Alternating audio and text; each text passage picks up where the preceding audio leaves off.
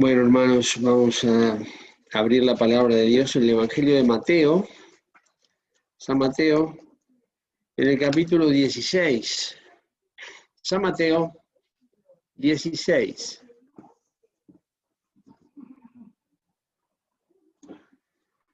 Y comenzaremos a leer ahí desde el versículo 13. 16, 13. Dice la Escritura: y viniendo Jesús a las partes de Cesarea de Filipo, preguntó a sus discípulos, diciendo: ¿quién dicen los hombres que es el Hijo del Hombre? Y ellos dijeron: unos, Juan el Bautista, y otros Elías, y otros Jeremías, o alguno de los profetas. Él les dice: ¿y vosotros quién decís que soy? Y respondiendo Simón Pedro dijo: tú eres el Cristo, el Hijo del Dios viviente. Entonces respondiendo Jesús le dijo: bienaventurado eres, Simón, hijo de Jonás, porque no te lo reveló carne ni sangre, mas mi Padre que está en los cielos. Mas yo también te digo que tú eres Pedro, y sobre esta piedra edificaré mi iglesia, y las puertas del infierno no prevalecerán contra ella. Hasta ahí. Este pasaje ustedes son conscientes, hermanos, que los hemos leído varias veces. Eso es que está lleno, está conteniendo ahí algunas preguntas que si bien son quizás de superficial respuesta, porque es fácil decir así, ¿no? Jesucristo, ¿quién es? Es el Hijo de Dios, y está bien. No es una respuesta superficial, porque es solo una respuesta, nada más. Y acá el Señor, en su metodología divina, como maestro, en su tarea de magisterio uno y único que tiene, usa el método de las preguntas que generan respuestas. Es decir, preguntas que hacen pensar, preguntas que enfrentan a una realidad y que demandan una respuesta. En aquellos días había mucha confusión y contención. Es decir, discusiones, quién era, quién no era. Unos decían, hasta decían que tenía espíritu inmundo, otros decían que hacía los milagros en el nombre de Satanás, y bueno, y otros. Y la gente decía muchas cosas. Igual que hoy, no ha cambiado nada. Pero enfrenta a sus discípulos, es al que le hace las preguntas. No le preguntó ni a los fariseos, ni a los escribas. Es importante la metodología divina. Enfrenta a los discípulos, que son los que tienen que ser enfrentados a estas cosas. Porque tienen delante, no a cualquiera. No tienen delante un ángel. No tienen delante a todos los ángeles juntos. No tienen a ningún líder religioso. No tienen un gran maestro, como dicen hoy día, intentando con eso elevarlo, y lo que hacen es ridiculizarlo. No es un gran maestro. Es el maestro por excelencia, único maestro.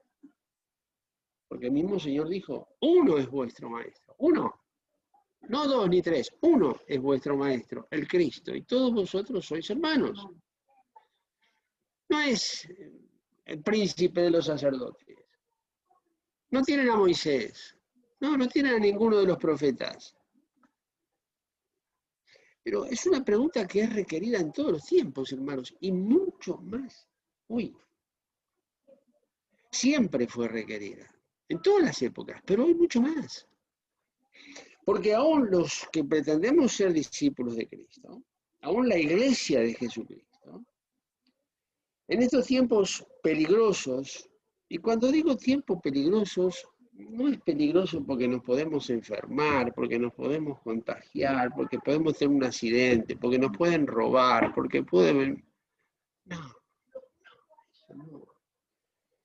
El mundo y el diablo ha enfocado a la humanidad a tomar pequeñas dificultades, pero son pequeñas, en última instancia son pequeñas dificultades, a tomar pequeñas dificultades como si fueran el todo. Ese es el gran engaño. Que sí, que estamos viviendo esta situación del famoso llamado COVID, y bueno, y con todo lo que tiene. Y yo no voy a entrar en el tema porque no es lo mío, no me gasto en este asunto, pero está planteado a toda la humanidad, en todos los idiomas, en todos los países, está circulando.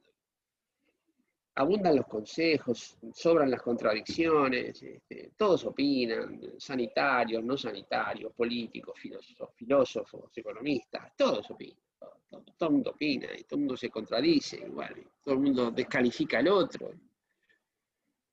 Y está entretenida, toda la humanidad está entretenida en este asunto, entretenida en este asunto, que no le estoy quitando importancia.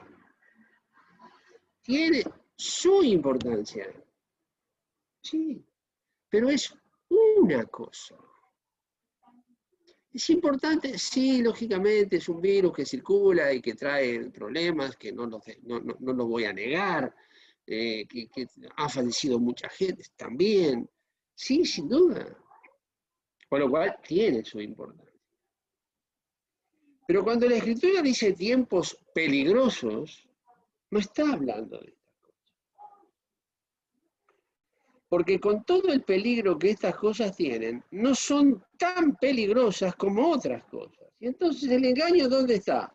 En darle a estas cosas un peligro que tienen, pero se sobredimensionó el peligro y las cosas que son realmente peligrosas no se tienen en cuenta. Ahí está el engaño.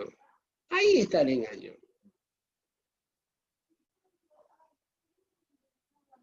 Cuando dice peligroso es porque hay otros peligros que trabajan e inciden en otras áreas terriblemente peligrosas que no tienen retorno.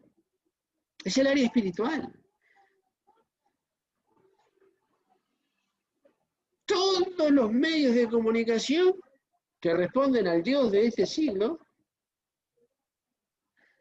preocupadas por este asunto. Pero no hay un medio de comunicación, ni habrá, que advierta de otro peligro infinitamente mayor, como puede ser el hecho de morirse sin Cristo. Con COVID o sin COVID, más todos los virus que puedan venir, que vendrán, sin lugar a ninguna duda, este no es el último, esto no termina aquí, porque si terminara aquí la Escritura se equivocaría. El Señor Jesús habla de que en los últimos tiempos habrían pestes, plural, no peste, pestes, plural.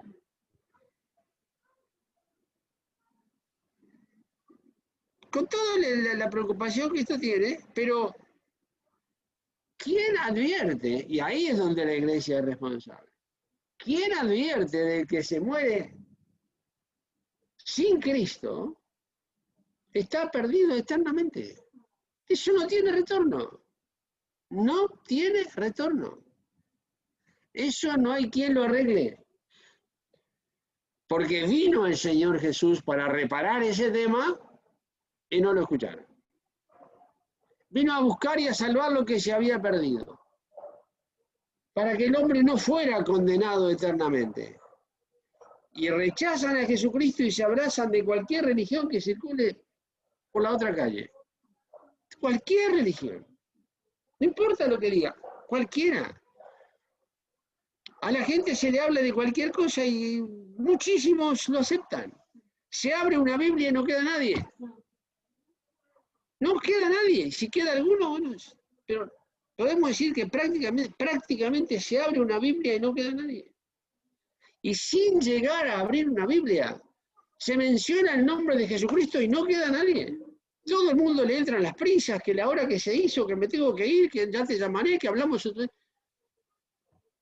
Porque no tengo tiempo. No, pero escúchame, pero que el domingo es el día que descanso. Es que yo trabajo tanto y hay tiempo para todo, ¿eh? Porque para todo lo que se quiere hay tiempo. Es así, ¿eh? Para todo lo que queremos hay tiempo. Y para lo que no queremos, obviamente, eso no hay tiempo. Entonces, esta pregunta que el Señor Jesús hace en el verso 13, le preguntó a sus discípulos, ¿quién dicen los hombres que es el Hijo del Hombre? Hablando del mismo. ¿Quién dicen los hombres que soy yo? Esta pregunta. Pregunta. ¿Qué pregunta? Porque de la respuesta será condenado según la respuesta que dé cada uno. Entonces dice, bueno, como todos conocían todas las versiones que circulaban, o la inmensa mayoría, dice, y ellos dijeron, unos, Juan el Bautista, que lo habían matado. Otros dicen que es Elías, que es el profeta Elías de la antigüedad, que eres Elías. Otros, que tú eres Jeremías. O alguno de los profetas. Esas eran todas las versiones que circulaban, por lo menos son las que están registradas en el verso 14. Muy bien. Y ahora el Señor dice, ¿y vosotros quién decís que soy? A eso dice la gente. Ustedes, ¿quién soy? ¿Y ustedes quién dicen que soy yo? Porque dependiendo de eso, es lo que pasa después. Y dependiendo de eso, es lo que hacemos con él. Porque cuando aparece un gran personaje, según el mundo, se lo reconoce como tal y se lo trata como tal. Aparece un gran personaje de algún país, de alguna casa real del mundo, y todo el mundo, atención, cuidado, motos con sirena abierta, un coche blindado para llevarlo, motos detrás, motos delante, las banderas correspondientes, los protocolos, la alfombra roja, la cena de bienvenida, de honor, porque llegó, pongan el nombre que quieran. Imagínense que llegara ese y lo tuvieran picando en la calle, en el timbre, y que fuera el metro. Se toma este metro, combina acá, camina 4 calles y ahí va a encontrar guardias en la puerta, ahí es. Pique y te pedirá la documentación y... Bueno. ¿Vosotros quién decís que soy? La iglesia, ¿quién dice que es? Claro, por eso dije al principio, hablando de la respuesta superficial. ¿Qué dice la iglesia? ¿Quién es este Hijo del Hombre? ¿Quién dice la iglesia? Y en una respuesta superficial, mayoritariamente superficial, no toda la iglesia, pero mayoritariamente superficial, es el Hijo de Dios, es el Salvador. Y está bien, es verdad, la respuesta es válida. Pero ahí está el gran problema y ahí está la gran responsabilidad y tragedia de la respuesta. Porque entonces, si se contesta eso, puede venir otra pregunta. ¿Y entonces por qué no le tratáis como tal? Ahí viene el punto. Porque si cualquier personaje humano, hombre o mujer, hay hombres importantes y mujeres importantes, aparecen y todo el mundo, silencio, atención, corte las calles, seguridad, todo, va a pasar por acá y aquellos que vigilan por la seguridad revisan hasta debajo de las cloacas a ver si no he puesto alguna bomba, que no vaya a explotar cuando pasa el vehículo y se verifica que las azoteas que circulan toda esa avenida no haya nadie y se ponen francotiradores del ejército para cuidar de que porque hay que cuidar la vida de ese personaje, que me parece bien, no tengo nada contra eso, me parece bien, adelante.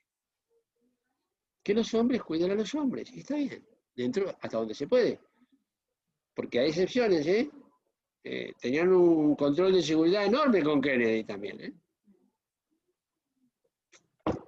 Se acabó. Pero, a ver, si los hombres tratan así a los hombres, si todo un grupo de hombres tratan así a un hombre o a una mujer, importante, según los hombres, ¿y vosotros quién decís que soy? Ahí viene el punto. Ahí viene el punto. Porque si este personaje visita un país, hay momentos y hay oportunidades en los cuales el gobierno que lo hospeda ha llegado a decretar 3 días de honra, ¿eh? Durante 3 o 2 o 1, lo que dure la visita de ese personaje ilustre. Y se hace que todas las instituciones y universidades y colegios y cuarteles de ejército se pongan la bandera durante esos días porque hay un visitante ilustre. Y a donde se traslade, el coche lleva adelante la bandera del país anfitrión y la bandera del país representado por quien visita. Y el que lo recibe está a su servicio para atenderlo todo el tiempo de su visita. ¿Por qué estoy comentando todas estas cosas? Porque estoy haciendo una comparación de lo que es la atención de un hombre por los hombres y lo que es la atención del Señor Jesús por parte de la Iglesia. No pretendo que el mundo es incrédulo, el mundo, ¿qué le voy a pedir al mundo? Nada. Pero la Iglesia, porque acá la pregunta se la hace a sus discípulos. No a cualquiera, a sus discípulos.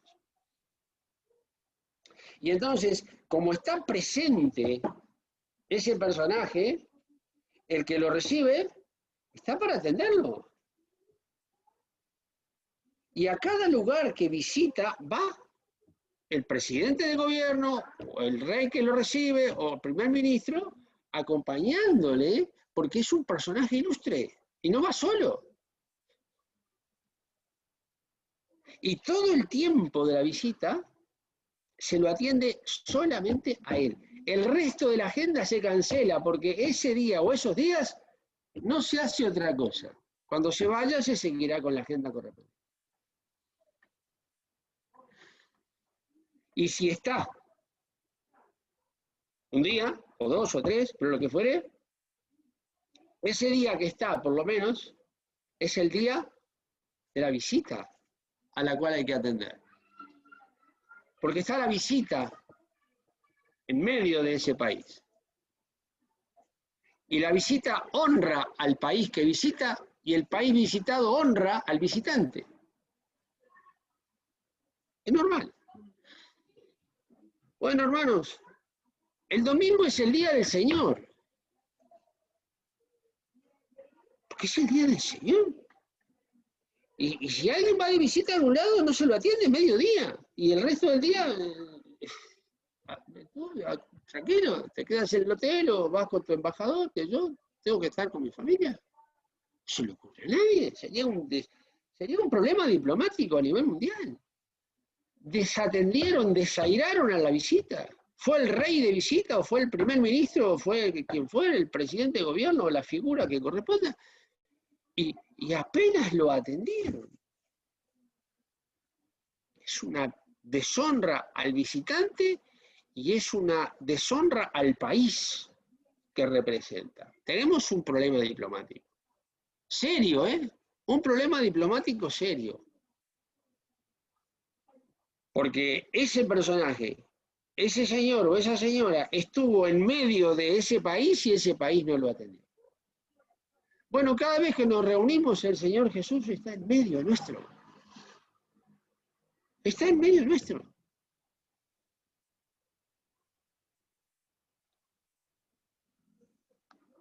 ¿y vosotros quién decís que soy? Pedro dijo, tú eres el Cristo. El Cristo es el ungido, el enviado de Dios. El Hijo del Dios viviente. Dios mismo eres tú, está diciendo. Porque yo y el Padre una cosa somos, dijo el Señor Jesús. Es terrible, hermano. Es mucho más serio de lo que parece a primera vista. Mucho más serio.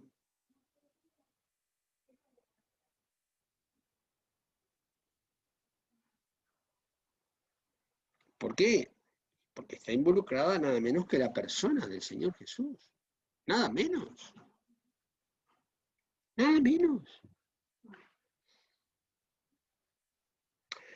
En reuniones como la nuestra hay miles y miles y miles y miles hoy en el mundo. El primer día de la semana, el día del Señor. Muchos hermanos congregados en el mundo en el nombre del Señor Jesús. Igual que nosotros. Hermanos en la fe, como nosotros. Redimidos por la sangre del Cordero. Hijos de Dios. En cada una de esas reuniones, en la redondez de la tierra, 2 o 3 ya es suficiente. 2 o 3 congregados en mi nombre, yo estoy en medio de ellos. Hay hermanos congregados en lugar del mundo que nadie se entera. 2 o 3 congregados en el medio de la selva, ¿quién se entera? 2 o 3 en medio de las montañas allá, perdidos, ¿quién se entera? Dios se entera. Y ahí está. Y aquí está. Por eso todas aquellas otras reuniones que se están celebrando o que ya se celebraron por la hora o se van a celebrar más tarde por la hora local, en las diferencias de horas del mundo. Pero en cada una de esas reuniones y en esta, en ese orden, y en esa otra que tenemos 2 niñas con una hermana, ¿quién se entera que en una terraza en Barcelona hay 2 niñas y una hermana en la fe enseñándole la palabra de Dios? ¿Quién se entera? ¿Y a quién le importa? Bueno, ahí está el Señor Jesús. Ahí. Porque así lo prometió. Y aquí, y en todo lugar donde 2 o 3 congregados en mi nombre, estoy en medio de ellos. Con lo cual, todas esas otras reuniones, y esta también, son las más importantes en todo el universo. No por los hombres o mujeres que estemos, no, sino por aquel que está con nosotros. El que está con nosotros es el Señor. El que se dignó a morir por nosotros, a morir por mí. Pero ¿quién soy yo para que el Señor Jesús se dignara a morir por mí, hermano? ¿Pero quién soy yo? ¿Vale la pena? No, ¿qué va a valer la pena? ¿Por mí? No.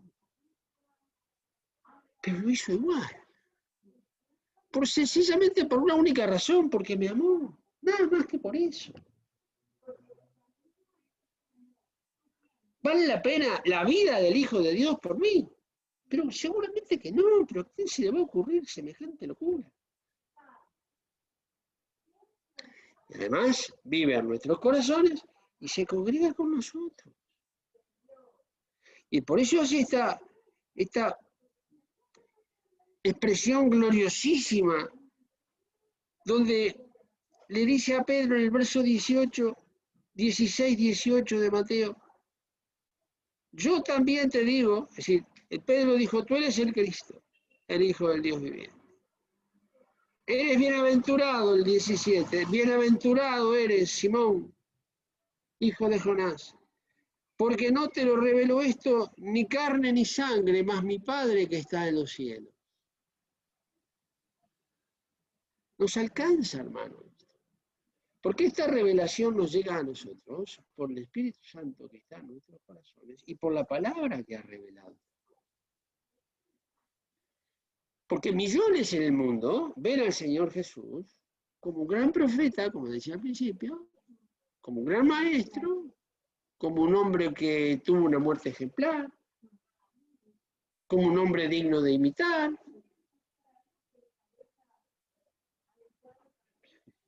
¿Y qué más? Bueno, así que, ¿qué más quieren agregar? Bueno, agreguemos algo más. El más grande de todos los hombres, si quieren, algunos ya para ver si lo beneficia un poco, dicen, no, es el más grande de todos los hombres. Y no serviría para nada, porque si es el más grande de todos los hombres, es el más grande de los pecadores. Y si es solo hombre, se acabó, no tenemos ninguna esperanza. Es Dios, es el Hijo de Dios. Y eso lo tenemos grabado a fuego en nuestros corazones, primero por la experiencia de que sabemos quién nos redimió. Primero por la experiencia, que no me la quita nadie. Me pueden robar todo lo que tengo, la experiencia no me la puede quitar nadie. Ni la muerte. Y después la enseñanza y la revelación de la palabra. Y el Espíritu Santo que confirma a mi corazón de que somos hijos de Dios. Entonces, esta bienaventuranza nos alcanza. Nos alcanza a nosotros también. Para que vivamos conforme a lo que tenemos y a lo que decimos.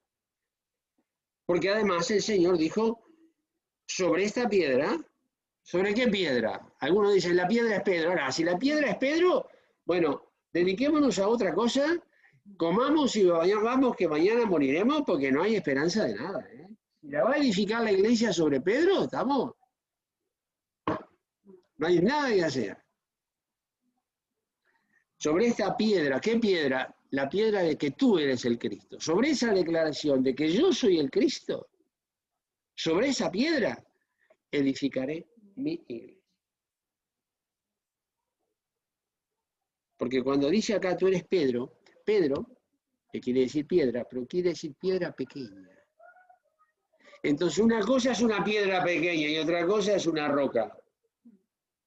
Una cosa es una piedra pequeña y otra cosa es una piedra. Sobre esta piedra. Porque si fuera Pedro, el Señor es muy sencillo. ¿Sabes lo que hubiera dicho? En vez de decir sobre esta piedra, hubiera dicho sobre ti. Edificaré mi iglesia. Y se cortaban todas las discusiones. Gracias a Dios. Bueno, no puede decir eso, obviamente, porque es Dios. Y edificar la iglesia sobre un hombre que después lo iba a negar. Bueno, fuera. Bueno. Lindo final para la iglesia. Y dicho sea de paso, dicen que Pedro fue el primer papa, es mentira. Y si es cierto, que no es, a ver cómo me explica hoy el señor Francisco de que Pedro tenía suegra. Porque Pedro tenía suegra. Y yo entiendo que para tener suegra hay que casarse. Si no, no se puede tener suegra. Entonces, si Pedro tenía suegra, era casado. Y si Pedro fue el primer papa, entonces el primer papa se casó. ¿Y por qué no se casan todos entonces? Si son los sucesores de Pedro. Otro engaño miserable. Bueno, pero lo más importante, dicho esto de paso, dije esto como comentario al margen que nunca está de más.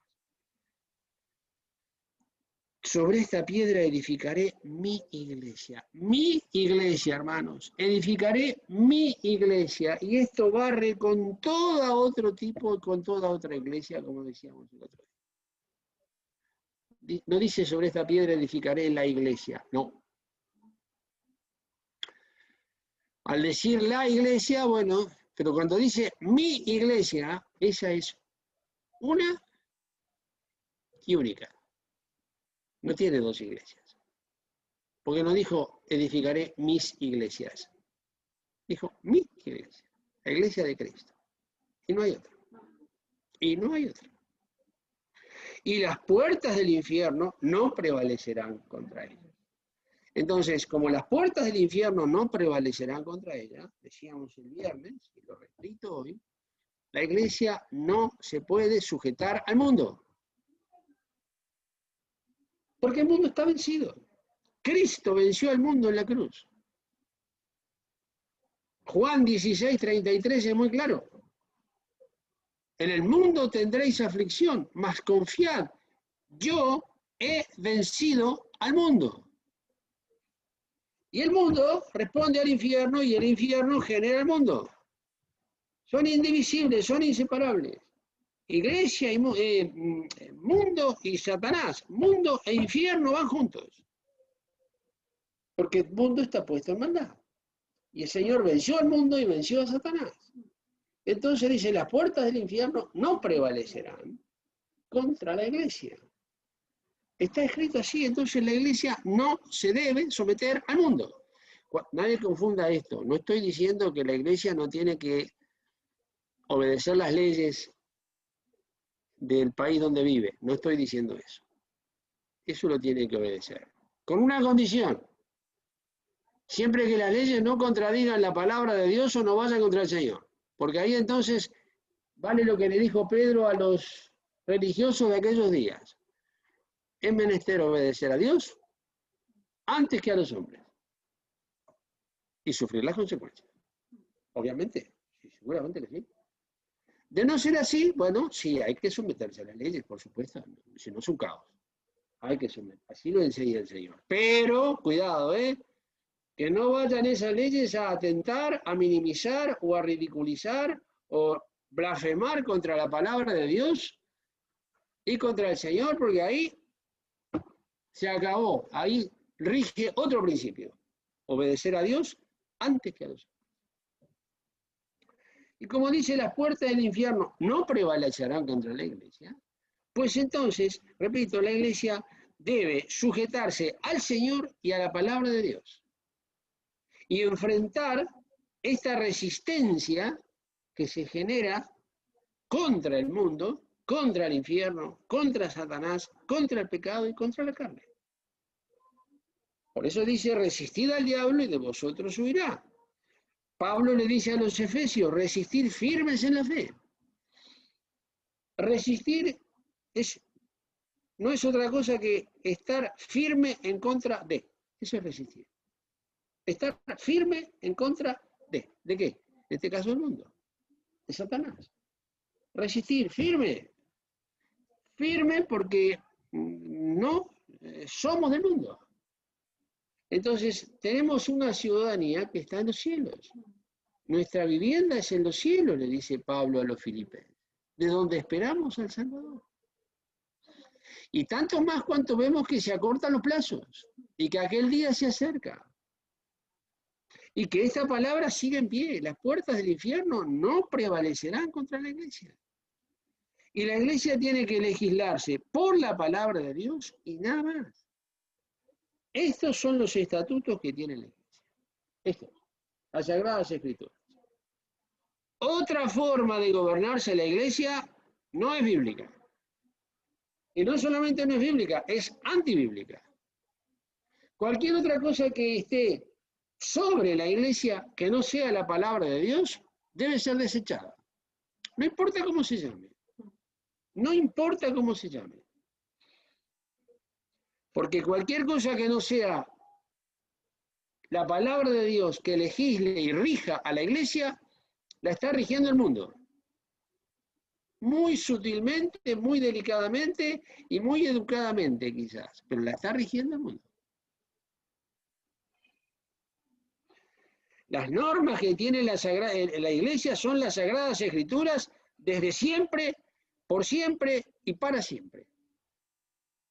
Otra cosa no es válida. Y la rechazamos con todo respeto, pero violentamente en el espíritu. ¿No? ¿No? Yo por lo menos no las voy a acatar. Lo que no esté en las Sagradas Escrituras. E intente regir a la iglesia. Porque hay muchas cosas que no están en las Sagradas Escrituras, están en el ámbito de gobierno, de los decretos, de las leyes, de las constituciones, bueno, allá ellos. Pero no me toquen la iglesia. Eso sí, la iglesia no. La iglesia no.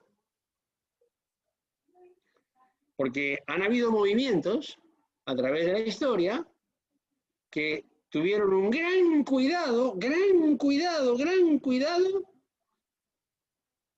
por el templo, por guardar el templo. Entonces se guardó el templo y se perdió la iglesia. Porque la iglesia son los hermanos. Y el templo es un lugar de material, muy respetable, por supuesto, muy interesante, pero es un lugar de material. Donde se congrega la iglesia. Pero si para salvaguardar el templo tenemos que perder la iglesia, no, porque todo el mandamiento en las Sagradas Escrituras es en cuanto a la preservación, la edificación, la santificación, la consolación y el cuidado de la iglesia. De la iglesia. No hay ningún mandamiento de construir templos en el Nuevo Testamento. No lo hay. No digo que no se pueda hacer. Sí, se puede hacer, sí, está perfecto. Bien, gracias a Dios, bien. Pero si hay que definir iglesia o templo, a la iglesia. La iglesia porque es la iglesia, y terminamos con este versículo. Vamos al libro de los Hechos, en el capítulo 20, Hechos 20, Hechos, capítulo 20.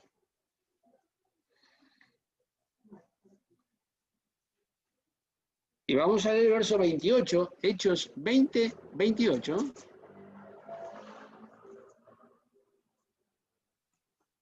Hechos 20, 28.